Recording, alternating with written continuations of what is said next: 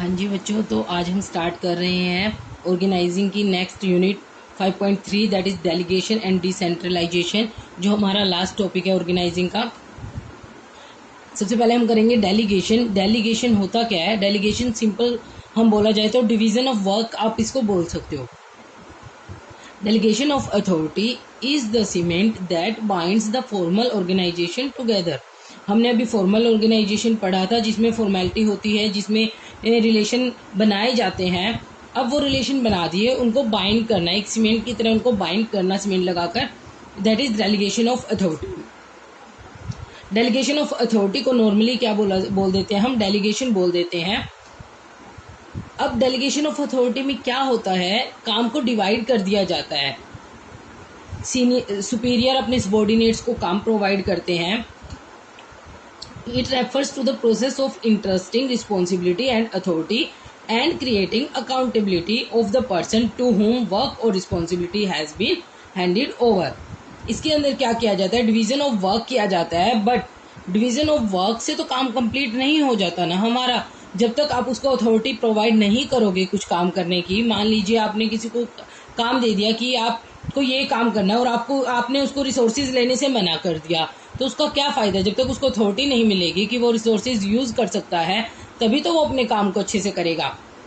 तो इसीलिए जो डेलीगेशन ऑफ अथॉरिटी है वो कब सक्सेसफुल होती है? जब division of work plus assigning authorities साथ साथ चलती हैं, अथॉरिटी भी असाइन करनी पड़ती है।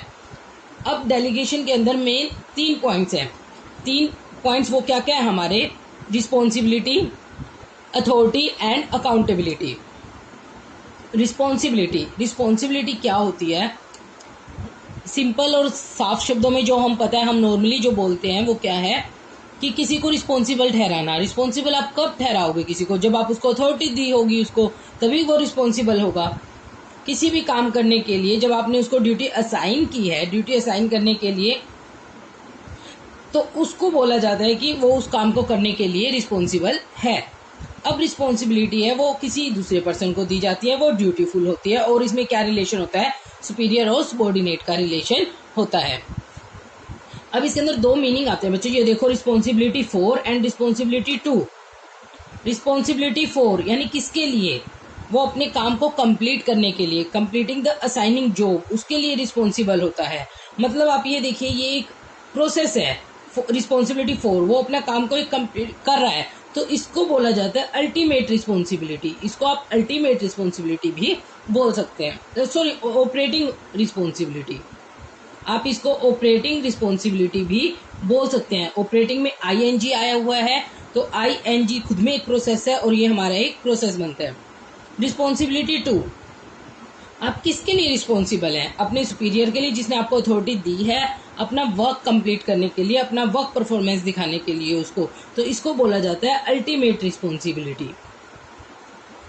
आप अल्टीमेटली किसके लिए रिस्पॉन्सिबल होंगे? दैट इज,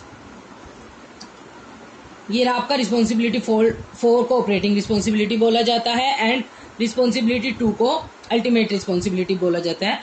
और एक बात ध्यान रखना आप, जो अल्टीमेट रिस्पॉन्सिबिलिटी होती है वो हमेशा डेलीगेटर की ही होती है। डेलीगेटर कौन?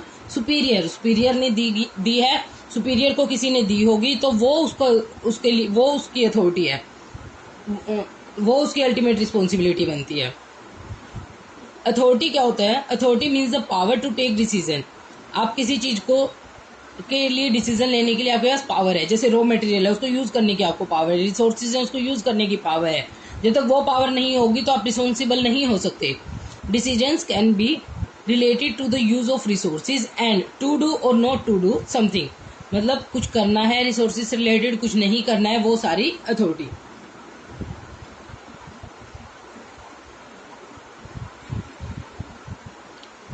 Authority is the key to a managerial job because a post without authority cannot be a managerial post. एक मैनेजर कब बनता है? जब उसको अथॉरिटी दी जाती है तभी वो मैनेजर बनता है। अगर उसको अथॉरिटी ही नहीं दी गई तो उसकी मैनेजरियल पोस्ट का कोई फायदा नहीं है, तो वो एक मैनेजरियल पोस्ट नहीं होगी। अब अथॉरिटी एंड रिस्पॉन्सिबिलिटी में डिफरेंस है, ये मैंने आपको बता दिया है। यहाँ तीसरा वर्ड जो है दैट इज अकाउंटेबिलिटी। अकाउंटेबिलिटी जवाबदेही, मतलब जवाब देना है, जो काम कर रहा है उसको जवाब देना है। Accountability means the answerability of the subordinate to his superior for his work performance. Accountability जवाबदेही किसकी बनेगी? जिसको काम सौंपा गया है, जिसको काम सौंपा गया है वो किसको जवाब देगा? अपने सुपीरियर को, जिसने उसको काम सौंपा है। ये हो गया अकाउंटेबिलिटी। जो अकाउंटेबिलिटी होती है बस वो अपने सुपीरियर के लिए ही होती है, ये ध्यान रखना बच्चों आप। अब ये देखा जाता है कि रिस्पॉन्सिबिलिटी डेलीगेट की जा सकती है या नहीं की जा सकती। अभी हमने दो टाइप की रिस्पॉन्सिबिलिटी देखी, operating responsibility and ultimate responsibility. Operating responsibility को डेलीगेट किया जा सकता है, यस, बट जो अल्टीमेट रिस्पॉन्सिबिलिटी है उसको डेलीगेट नहीं किया जा सकता। मैं एक एग्जांपल लेती हूँ आपके लिए। जैसे आपको मैम ने होमवर्क दिया, आपको वो काम करना है। वो काम इन केस वैसे तो होता नहीं है और ना ही आपको करवाना चाहिए, आप किसी और से करवा सकते हो, दैट इज ऑपरेटिंग रिस्पॉन्सिबिलिटी। वो काम तो होगा बट मैडम को जब शो किया जाएगा कोई और तो नहीं शो करेगा ना उसको। रिस्पॉन्सिबिलिटी तो आपकी बनती है, अल्टीमेट रिस्पॉन्सिबिलिटी तो आपकी ही है, तो वो जो होगी वो अल्टीमेट रिस्पॉन्सिबिलिटी होगी और वो डेलीगेट नहीं की जा सकती। अब क्वेश्चन आता है कि कैन अकाउंटेबिलिटी भी डेलीगेटेड? क्या अकाउंटेबिलिटी डेलीगेट की जा सकती है? बिल्कुल भी नहीं की जा सकती।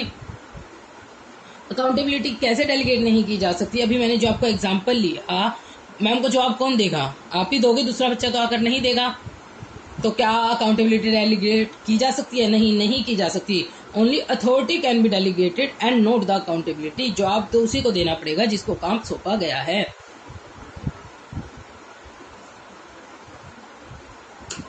नेक्स्ट है हमारा दो टर्म्स है, division of labour and delegation of authority. जो डिवीजन ऑफ लेबर है वो बेस है किसका? डेलीगेशन ऑफ अथॉरिटी का। डेलीगेशन ऑफ अथॉरिटी में काम का बंटवारा होता है, ये वही सेम चीज है। डिवीजन ऑफ लेबर में जब डिवीजन होगी लेबर की तभी उसको डेलीगेशन ऑफ अथॉरिटी बोला जाएगा, और इसमें कुछ भी नहीं है। It refers to the breakdown of job into narrow restrictive task. अब हमारी process of delegation of authority बहुत इजी है, कुछ भी नहीं है। आप एक ट्रिक लर्न कीजिएगा, RAA, responsibility, authority and accountability. Responsibility, assigning responsibility, किसी को रिस्पॉन्सिबल ठहराना। ग्रांटिंग अथॉरिटी, रिस्पॉन्सिबल कैसे होगा? जब आप उसको अथॉरिटी दोगे तभी तो वो रिस्पॉन्सिबल होगा किसी काम के लिए। सेकंड प्रोसेस का स्टेप क्या हुआ हमारा? प्रोसेस का सेकंड स्टेप क्या हुआ हमारा? Granting authority and fixing accountability. Accountability तो लास्ट में ही फिक्स की जाती है ना, कि उसने क्या किया क्या नहीं किया, जवाब दो आप, लास्ट में ही पूछा जाता है ये सब। अब है importance of delegation of authority. Importance क्या है हमारी? Effective management. डेलीगेशन, जब काम का बंटवारा किया जाता है तो उससे इफेक्टिव मैनेजमेंट होता है। हर कोई अपने काम को में माहिर होता है, स्पेशलाइज्ड होता है, तो इसीलिए उससे इफेक्टिव मैनेजमेंट होता है। एम्प्लॉय डेवलपमेंट, एम्प्लॉयज़ को अगर काम दिया जाता है, उसको पता है कि उसको यही काम करना है, उसके काम का डिवाइड कर दिया गया है, वो बार बार वही काम करेगा, तो उसकी भी डेवलपमेंट होगी। मोटिवेशन ऑफ एम्प्लॉयज़ को मोटिवेशन कैसे मिलेगा? जब उसको रिस्पॉन्सिबल ठहराया जाता है तो उसको अथॉरिटी भी दी जाती है ना, और जब अथॉरिटी किसी को दी जाती है तो वो अपने आप को अच्छा महसूस करता है, यस, वो मोटिवेटेड महसूस करता है। तो ये इससे मोटिवेशन मिलता है एम्प्लॉयज़ को। जब काम का बंटवारा हो जाता है अपने सेटिस्फेक्शन लेवल पर, वो फिर काम करने लग जाता है। फैसिलिटेशन ऑफ ग्रोथ कैसे होती है? देखिए, जब काम का बंटवारा होगा, सबका अलग अलग काम होगा, अब काम ज़्यादा भी हो जाएगा और अच्छे तरीके से भी होगा। इसके अंदर 3 टर्म्स है हमारी, expansion, modernization and diversification. Expansion क्या होता है? बढ़ाना, यानी जो वॉल्यूम है, मान लो पहले आप एक प्रोडक्ट बनाते थे, अब दूसरा प्रोडक्ट बनाना, अपने काम की वॉल्यूम को बढ़ाना। जैसे आप 10,000 यूनिट बनाते थे, अब 50,000 यूनिट बनाना, उसको एक्सपैंड कर देना। मॉडर्नाइजेशन, मॉडर्न करना, यानी कोई नई टेक्निक लेकर आना। डाइवर्सिफिकेशन का मतलब होता है जो आप एक यूज़ कर रहे हो उसके अलावा कुछ और भी यूज़ करना। इन केस अगर कुछ प्रॉब्लम आ जाती है तो आप एक प्रोडक्ट पर डिपेंड नहीं हो, साथ के साथ दूसरा भी यूज़ कर सकते हो। एक प्रोडक्ट में अगर मार्केट डाउन आ गई है तो दूसरे प्रोडक्ट में अप आ रही है, तो आपका प्रॉफिट इक्वल हो जाएगा। तो इसीलिए डाइवर्सिफिकेशन होता है many products instead of a single product. Next is basis of management hierarchy. अब डिवीज़न की जाती है तो lower level, upper level, middle level, ये सब एक हियरार्की बन जाती है और मैनेजमेंट प्रॉपर तरीके से हो जाता है। बेटर कोऑर्डिनेशन, सबको पता है अब इसके अंदर कि कौन किसको रिस्पॉन्सिबल होगा, किसकी क्या अथॉरिटी है, तो उससे उनमें कोऑर्डिनेशन भी अच्छा बना रहता है। ये था हमारा डेलीगेशन ऑफ अथॉरिटी, ये आपने अच्छे से कर लिया। अब हम कर रहे हैं डिसेंट्रलाइजेशन। देखिए बच्चे, जो डिसेंट्रलाइजेशन है वो डेलीगेशन की ही एक्सपेंडेड फॉर्म है। अक्सर दोनों में डिफरेंस नहीं कर पाते बच्चे, पजल हो जाते हैं कि डेलीगेशन और डिसेंट्रलाइजेशन सेम होता है, क्योंकि उसमें भी डिवीजन ऑफ वर्क होता है, इसमें भी एक टाइप का डिवीजन ऑफ वर्क होता है, बट एक्सपेंडेड फॉर्म में होता है। इसमें थोड़ा और ज़्यादा किया जाता है। इसमें number of decisions taking points increases, जो नंबर ऑफ डिसीजंस लिए जाते हैं वो बढ़ जाते हैं। तो इसलिए आप इनको सेम मत बनाना, अलग अलग बनाना, क्योंकि उसमें टॉप लेवल पर ज़्यादा डिसीजन लिए जाते हैं, ज़्यादा काम डिवाइड किया जाता है। इसमें मिडिल लेवल और लोअर लेवल पर भी किया जाता है।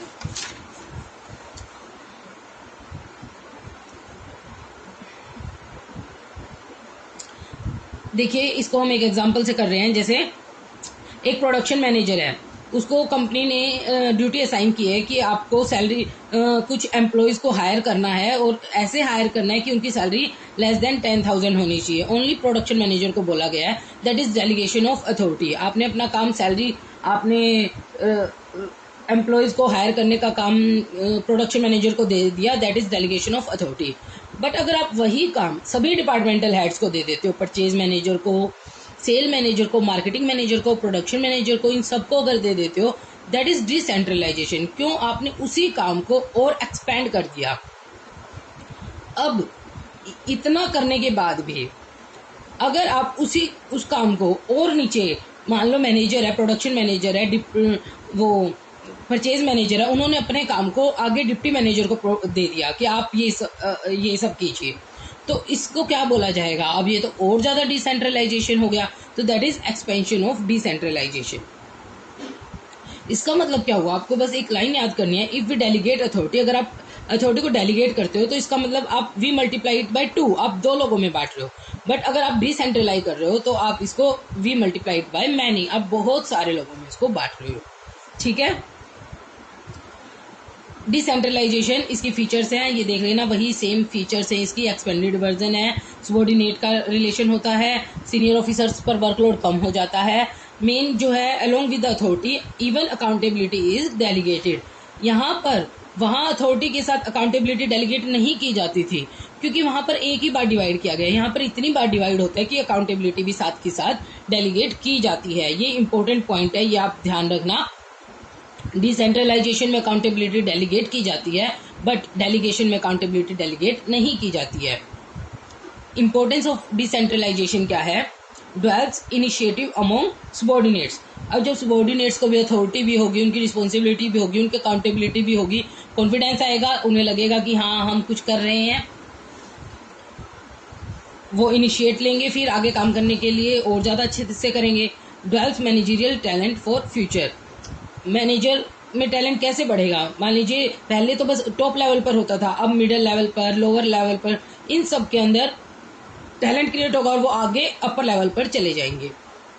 क्विक डिसीजन मेकिंग, इससे डिसीजन जल्दी लिए जाएंगे, क्योंकि हर एक लेवल पर काम बांट दिया गया है, हर कोई अपने अपने हिसाब से अपना काम करेगा।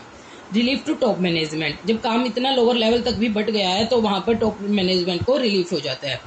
फैसिलिटेट्स ग्रोथ, इससे साफ पता चल रहा है जब काम इतना बांट दिया है तो ग्रोथ हो रही है, बढ़ रहा है। अभी हमने पॉइंट्स किए हैं ग्रोथ वाले। बेटर कंट्रोल, अब सबकी अपनी रिस्पॉन्सिबिलिटी है, सबकी अपनी अकाउंटेबिलिटी है, तो उसमें कंट्रोल बना रहता है। जो गलत काम करेगा वही अकाउंटेबल होगा, वही आपको आंसर करेगा, इसीलिए यहाँ पर बेटर कंट्रोल होता है। अब जो मेन है डिसेंट्रलाइजेशन और डेलीगेशन में डिफरेंस, ये देखिए, डेलीगेशन क्या होता है? ये कंपलसरी है, आप एक काम बांटे बिना नहीं रह सकते।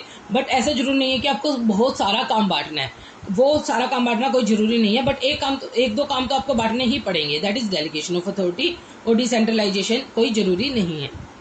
इसके अंदर डेलीगेशन में लेस फ्रीडम होती है, इसमें ज़्यादा काम बढ़ता है, यहाँ मोर फ्रीडम होती है। अभी मैंने बताया कि यहाँ पर जो अकाउंटेबिलिटी होती है वो डेलीगेट नहीं की जा सकती, वो नहीं किसी को दी जा सकती, और यहाँ जो अकाउंटेबिलिटी है वो किसी को डेलीगेट की जा सकती है। इसमें मेन जो होता है, इसमें डिवीजन ऑफ वर्क किया जाता है। इसमें जो होता है, this is a result of the policies framed by the higher officials. इसमें प्रॉपर एक फ्रेम बनाया जाता है जिसमें काम को बांटा जाएगा प्रॉपर तरीके से। It depicts limited distribution of authority. अभी हमने किया कि इसका स्कोप लिमिटेड होता है और इसका स्कोप ब्रॉड होता है, साफ सी बात है। इसमें जो वर्कलोड होता है वो किसके ऊपर होता है, ऑफिसर के ऊपर होता है। इसमें अथॉरिटी को एक्सपैंड कर दिया जाता है, इसमें क्योंकि अकाउंटेबिलिटी आगे ट्रांसफर हो जाती है तो इसीलिए यहाँ पर वर्कलोड कम हो जाता है। ये था बच्चों हमारा ऑर्गेनाइजिंग कंप्लीट चैप्टर हो गया है। बहुत इंपॉर्टेंट चैप्टर है, छोटी छोटी टर्म्स आपको याद करनी है।